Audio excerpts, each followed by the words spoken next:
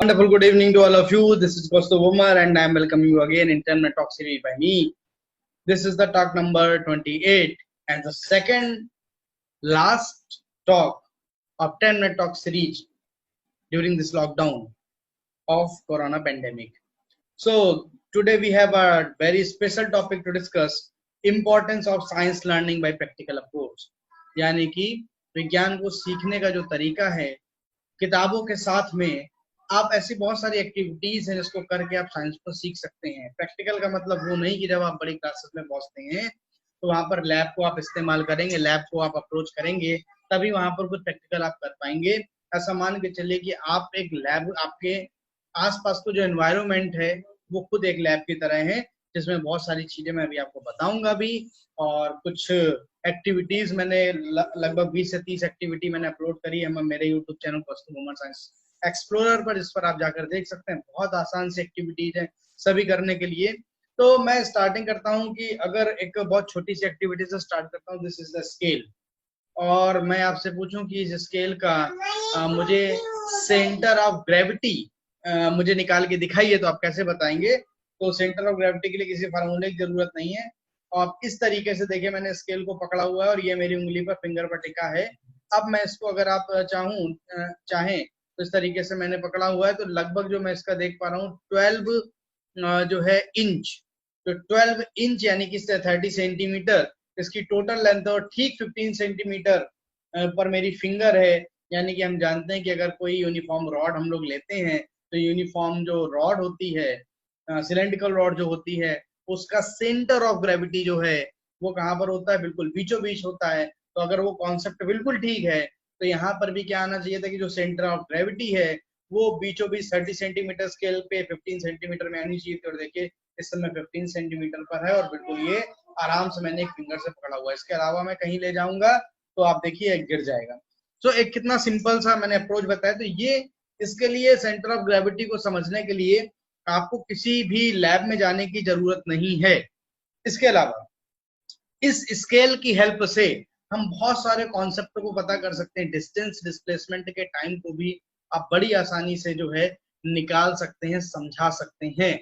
आपको सिर्फ अगर 3 स्केल हम लोग ले लें तो डिस्टेंस और डिस्प्लेसमेंट का प्रैक्टिकल नॉलेज आपको बड़ी आसानी से मिल जाएगा। करना आपको मालूम है क्या है कि 30 सेंटीमीटर का एक स्केल ऐसे रखें और फिर एक दूसरा 30 सेंटीमीटर इसका स्केल रखें, इस तरीके से 90 डिग्री पे बन गया। अब अगर इस तरीके से या हम पूछें कि इस इंड से लेके जो आप दूसरा इंड देख रहे हैं और इसके ऊपर जो आप प्लास्टिक का स्केल देख रहे हैं, यहाँ तक पहुंचने में कितनी डिस्टेंस कवर करी, तो आप बड़ी आसानी से उसको जोड़ेंगे। 30 हो गया प्लस 30 हो गया, कितना हो गया? 60 सेंटीमीटर हो गया। क्लियर हो गई ना बात? अब अगर हम आपसे कहें कि बताइए डिस्प्लेसमेंट बताइए, तो डिस्प्लेसमेंट आपको कैसे बताना होगा इस स्केल के लिए? तो डिस्प्लेसमेंट बताने के लिए यहाँ पर आप वापस से क्या कर सकते हैं, ये जो डिस्टेंस है इसको अगर आप क्या करेंगे, नापे, क्या करेंगे, नाप के देखिए इस वाली डिस्टेंस को, ये डायगोनल जो आएगा इसकी डिस्टेंस नाप लीजिए और 30 का स्क्वायर प्लस 30 का स्क्वायर अंडर रूट के अंदर कर दीजिए। बड़ी आसानी से बाय पाइथागोरस थ्योरम आप डिस्प्लेसमेंट निकाल लेंगे, डिस्टेंस निकाल लेंगे। डिस्टेंस डिस्प्लेसमेंट के बाद अगर हम लोग बात करने लगते हैं स्पीड या वेलोसिटी निकालने की, तो कुछ नहीं करना है। आपके पास बच्चों के घर पे खिलौने बहुत बहुत आसानी से अवेलेबल है, ठीक है ना? जैसे मेरे पास एक इस समय खिलौना है। अब अगर हमें स्पीड को फाइंड करना है, फिर स्पीड का मतलब वेलोसिटी, वेलोसिटी भी कह सकते हैं इसको, और एक्सेलरेशन वगैरह फाइंड करना है, तो इस घर में खिलौने की हेल्प से बड़ी आसानी से आप निकाल सकते हैं। अब आपके मन में आएगा क्वेश्चन कैसे? तो क्या करना है कि इंची टेप घर पे अवेलेबल रहते हैं। इंची टेप को आप एक इंड से फिक्स करिए एक जगह पर, और लगभग लगभग उसको पूरा जो है, अगर इंची टेप आप खोल दीजिए तो 2 मीटर का या 3 मीटर का तमाम इंची टेप अवेलेबल है। और मैं ऐसा मान के चलता हूँ कि अगर आप जो है 3 मीटर का भी या 2 मीटर का भी ले लेते हैं तो सफिशियंट है। आप गाड़ी को क्या करिए कि जीरो पे रखिए और उसका जो है 2 इंच का अगर आपने जो है इंची टेप लिया है तो उसको दीवार के पास फिट रखिए, और फिर क्या करिए, इसको जो है आप यहाँ से इस तरीके से धक्का लगाइए, और धक्का लगाने के बाद आपको 2 मीटर मालूम है कि इसका जो, अगर 2 मीटर का इंची टेप आपने लिया तो आपको मालूम है कि इसकी जो डिस्टेंस है वो 2 मीटर की है। और जैसे ही जाके वो सामने टकराता है दीवार से, तुरंत आप स्टॉप वॉच एक ऑन करके रखिए, स्टॉप वॉच को तुरंत बंद कर दीजिए। तो आपके पास टाइम भी आ गया, आपके पास डिस्टेंस भी आ गई, तो आप बड़ी आसानी से इसकी एवरेज स्पीड क्या कर सकते हैं, निकाल सकते हैं। अगर आपने स्पीड निकाल लिया तो स्पीड के अलावा एक्सेलरेशन निकालना भी बहुत ज्यादा आसान है। कि वहां पर करना क्या पड़ेगा, 2 पॉइंट कंसीडर करने पड़ेंगे एक्सेलरेशन निकालने के लिए। आपको क्या क्या फार्मूला होता है, small equal to v minus u by t, यानी कि final velocity minus initial velocity upon t. अगर इनिशियल वेलोसिटी अगर आपको मालूम हो गई, आपने निकाल लिया है सपोज, और एक वेलोसिटी को आप अगर इनिशियल कर लीजिए तो जब टकरा रही थी उस समय फाइनल वेलोसिटी क्या है वो हमें पता हो, या फिर एक तरीके से हम ये भी कह सकते हैं कि अगर हमें क्या मालूम हो कि फाइनल वेलोसिटी फाइनली अगर जीरो हो जाती है, इनिशियल वेलोसिटी हमारी कितनी थी, टाइम का आप डिफरेंस देख लीजिए तो आप एक्सेलरेशन बता सकते हैं। एक्सेलरेशन निकाल के आप फोर्स भी लगा सकते हैं कि फोर्स कितना लगाएगी, क्योंकि फोर्स के लिए F इक्वल टू ma का फार्मूला होता है, मास होता है, और इसका एक्सेलरेशन अगर हमें पता है तो बड़ी आसानी से हम क्या बता सकते हैं, force equal to mass into acceleration, force निकाल सकते हैं, वर्क डन निकाल सकते हैं। अगर आपके पास अभी एक एवरेज स्पीड आपने निकाल ली थी, इसका मास भी अगर आपको मालूम है तो काइनेटिक एनर्जी आप एम स्क्वायर निकाल के इसकी काइनेटिक एनर्जी भी निकाल सकते हैं जब ये मोशन में थी। तो मेरे ख्याल से बहुत सारी चीजें आप यहाँ पर समझ पा रहे होंगे, हम निकाल सकते हैं। इस प्रकार आपके पास डिफरेंट टाइप की बॉल्स है, जैसे मेरे पास भी एक बॉल है। अब ये बॉल थोड़ी सी हार्ड है, तो अगर आपको जो है हॉलो स्फीयर समझना है तो आप ऐसी बॉल्स को ले सकते हैं जिसके अंदर एयर भरी हो, जो हम दबाएं तो दबे। आयरन की छोटी छोटी बॉल ले लीजिए, वो सॉलिड स्फीयर का एग्जाम्पल हो सकता है। इसके अलावा ऐसी बहुत सारी एक्टिविटीज हैं जो आप कर सकते हैं, और करके वहां पर जो है अपने प्रैक्टिकल अप्रोच के साथ आप साइंस को क्या कर सकते हैं, सीख सकते हैं। इसके लिए मैं आपको कुछ दिखाता हूँ साथ में।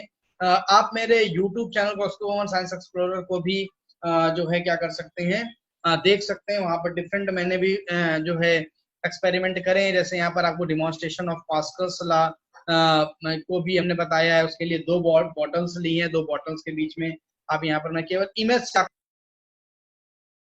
अब मैंने ये जो है एक अपना यहाँ पर यूट्यूब चैनल की जो एक पास्कल्स लॉ वाली जो वीडियो थी उसको खोला हुआ है। अब यहाँ पर देखिए, इसको मैंने पॉज कर दिया। यहाँ पर 2 छोटी सी बॉटल ली है मैंने 250 ml वाली, एक स्केच लगा हुआ है, स्केच पेन जो आता है दोनों तरफ से कट है, दोनों को फिक्स कर दिया है, थोड़ा सा ग्लू लगा दिया है। कौन सा ग्लू, वो जो आता है आजकल ट्रांसपेरेंट है, जो हॉट गन से ग्लू निकलता है, उसको लगा के अगर एक बॉटल में भरता हूँ तो थोड़े एक बॉटल को पूरा भर देता हूँ, थोड़ी देर बाद आप देखेंगे दोनों बॉटल के लेवल क्या हो जाते हैं, बराबर हो जाते हैं। तो देखिए पास्कल लॉ को समझने के लिए कितना अच्छा हम लोगों ने एक्सपेरिमेंट करा यहाँ पर। इसी प्रकार आपको अपनी नॉर्मल आई साइट चेक करनी हो तो इस तरीके से जो है एक मैंने और एक्सपेरिमेंट परफॉर्म करा था,